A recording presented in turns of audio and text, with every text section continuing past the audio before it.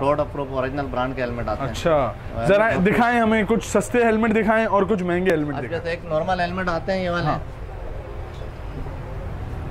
ये normal helmet होते हैं, धूल मिट्टी चालान वगैरह से बचने के लिए होते हैं।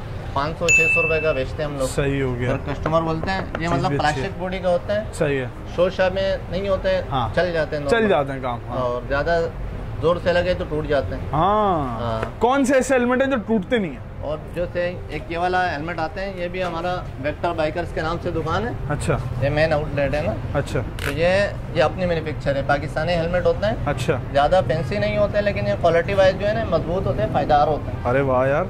जितना जाने मतलब हम कस्टमर को 1 साल बॉडी वारंटी भी देते हैं। अच्छा। अगर ये 1 साल के अंदर डैमेज हो जाए तो हेलमेट नया मिलेगा। हाँ। ये प्योर नायलॉन होते हैं, फ्लेक्सिबल होते हैं। सही है। गिरने फिरने में टूटता नहीं है। कितने का होगा ये हम 1500 का फाइनल। सही है यार, 1500। और चीज बाकायदा बंदा मोड़ के और तोड़ के ही दिखा रहा है, मगर अच्छी चीज है।